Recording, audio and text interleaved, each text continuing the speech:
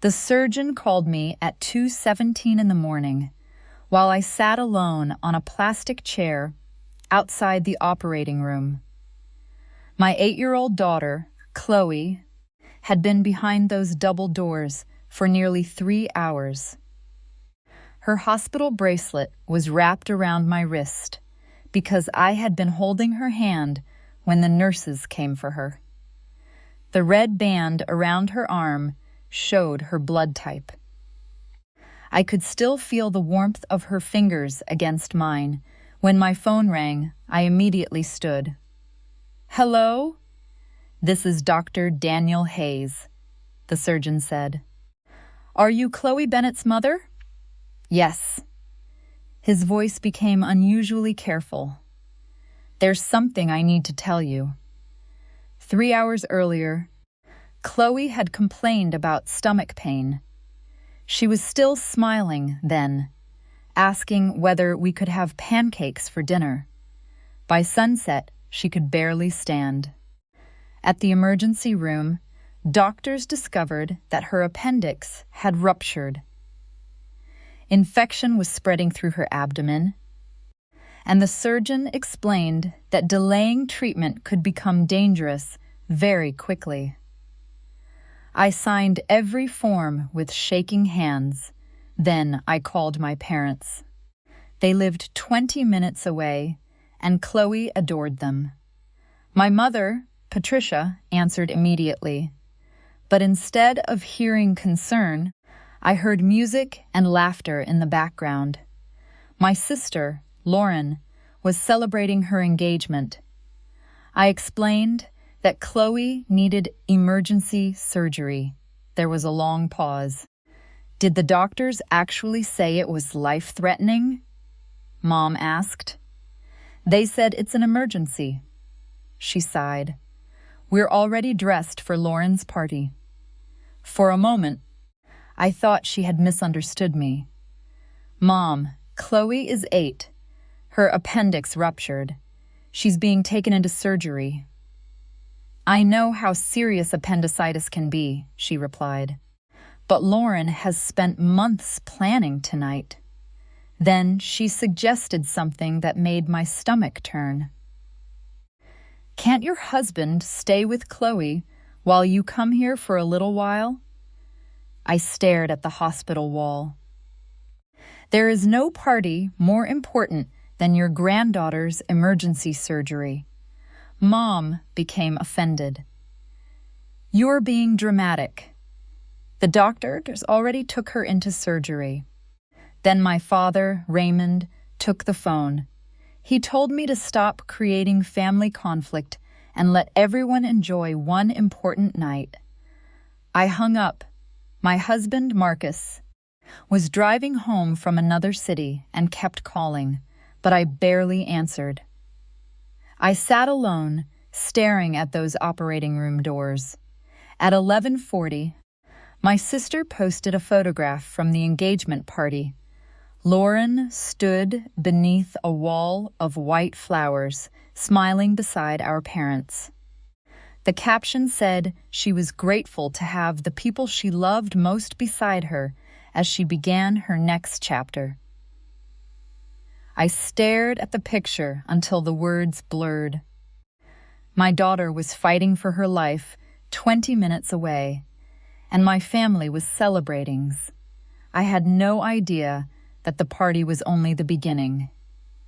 At 2:17 a.m., Dr. Hayes told me Chloe had survived the surgery and was stable.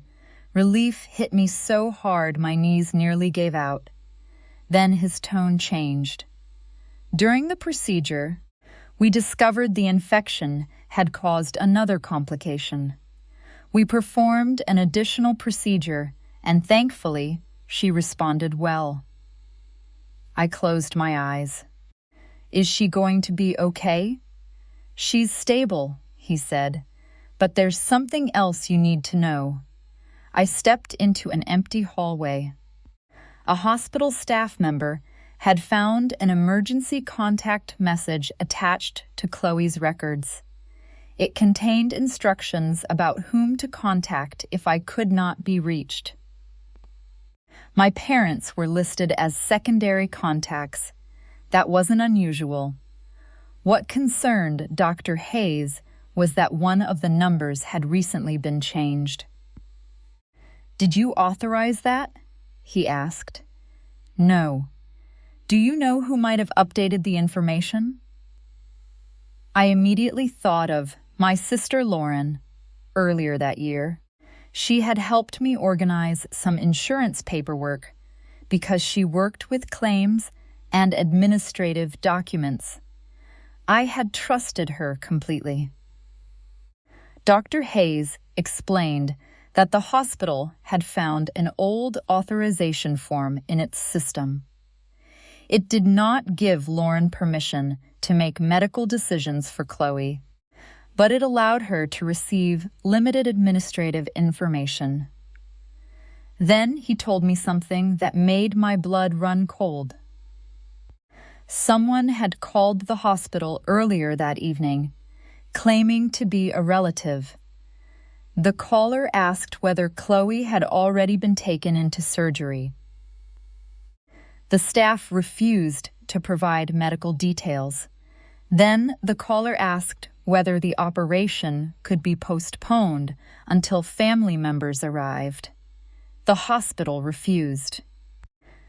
Dr. Hayes explained that delaying the surgery could have placed Chloe at even greater risk.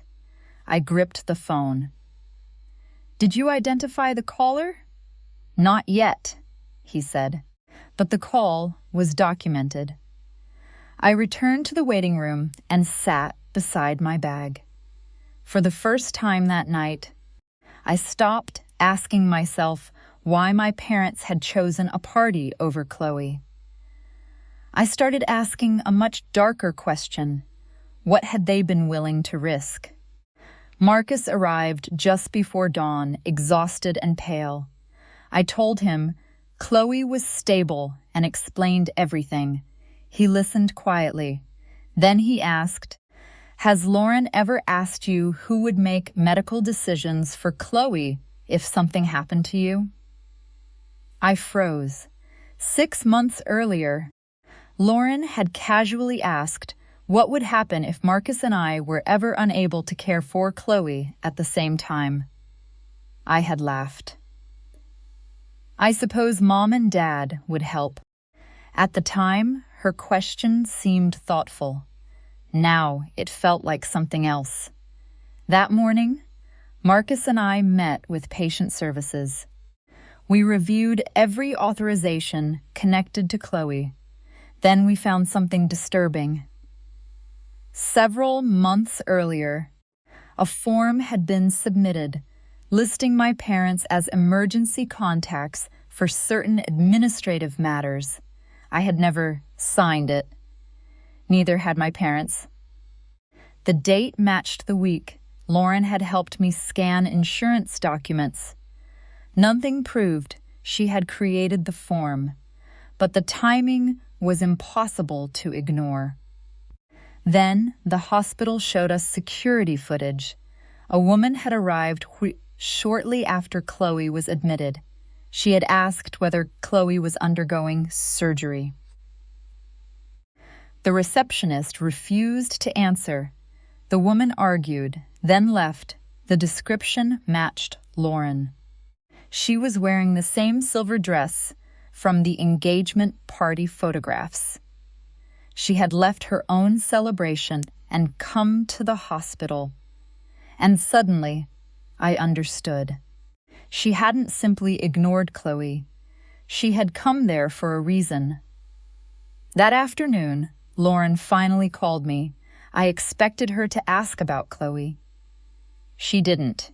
Instead, her first question was, "Did Dr. Hayes talk to you?"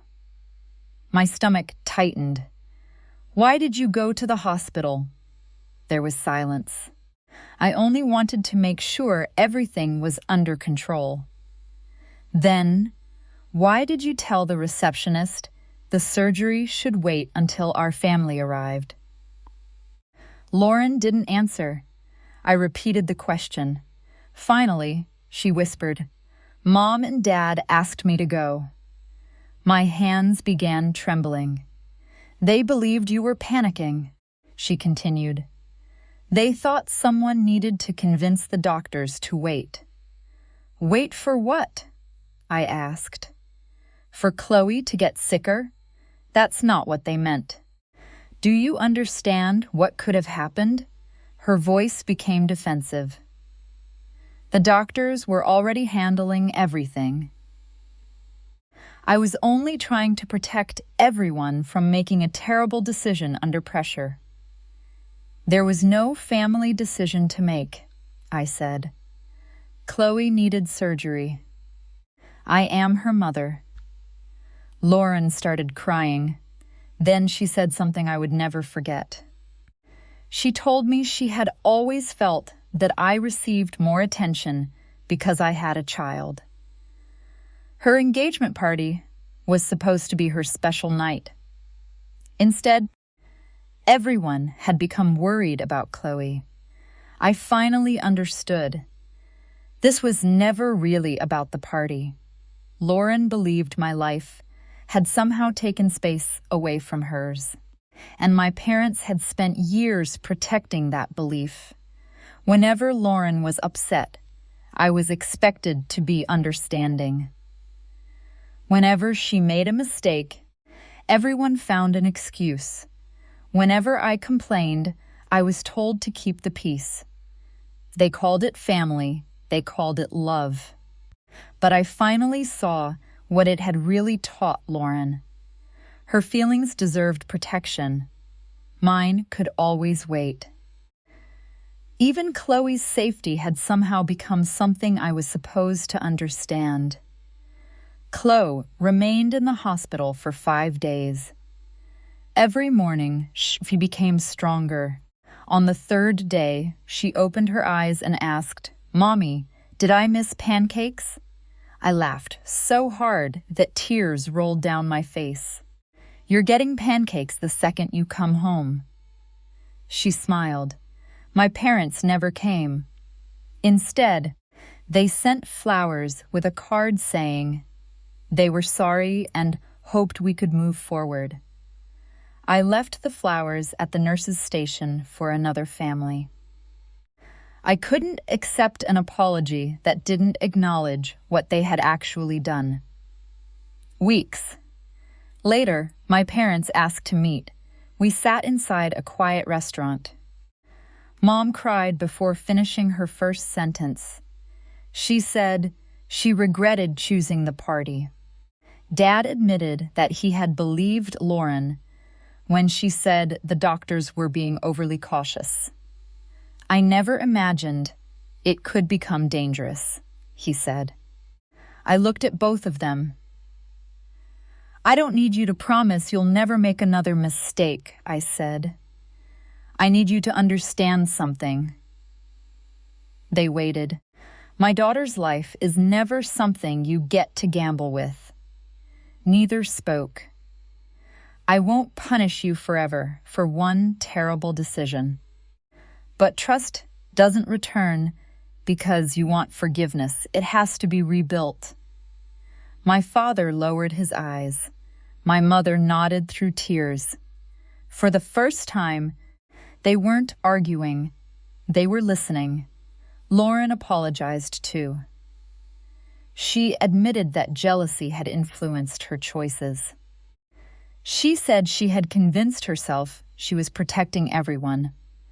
But deep down, she had been protecting her own special night from being interrupted by a crisis that had nothing to do with her. I didn't immediately forgive her. "I can't promise forgiveness on a schedule," I told her. She nodded. For once, nobody demanded that I make their feelings comfortable before acknowledging my own. Over the following months, Lauren slowly rebuilt my trust. She respected my boundaries, stopped interfering in decisions involving Chloe, and checked on my daughter without expecting anything in return. My parents did the same. They didn't suddenly become perfect. But they began showing up differently. They listened when I spoke. They stopped making every family decision revolve around Lauren's emotions. And, most importantly, they understood that being family did not give them the right to make choices about my daughter's safety. Chloe eventually recovered completely. She returned to school, went back to soccer, and returned to her favorite habit of requesting pancakes at the most inconvenient hours. Sometimes I still watch her sleeping and remember that terrible night. I remember sitting outside the operating room. I remember the red hospital bracelet. I remember the photograph of my parents smiling beneath the flowers at Lauren's engagement party. I remember the call from Dr. Hayes at 2:17 in the morning. And I remember the fear that made every minute feel endless. But I also remember what that night taught me. Family isn't defined only by blood. It's defined by who shows up when showing up matters most. My parents missed the night. Chloe needed them most. That choice changed our family permanently. But it changed me, too. I stopped begging people to value what mattered to me. I stopped confusing silence with peace. I stopped believing forgiveness was something I owed simply because someone shared my blood. Most importantly, I learned that protecting my daughter did not make me selfish, difficult, or dramatic. It made me her mother. And when I think about that phone call at 2:17 a.m., I no longer remember only the fear. I remember hearing that Chloe was alive. I remember realizing that, despite everyone around me questioning the situation, I had trusted my instincts when it mattered most. That night taught me something I wish I had understood years earlier. You can love your family and still have boundaries. You can forgive someone without giving them the same access to your life. And you can walk away from unhealthy expectations without becoming the villain in someone else's story. Chloe's pancakes eventually became our little tradition. Every year, on the anniversary of her surgery, I make them for her. She doesn't remember much about that night. That's okay. She remembers waking up. She remembers me holding her hand. She remembers that I was there. And that's all that matters, because when everything else disappeared, I stayed. I was her mother. I was her protector, and I showed up.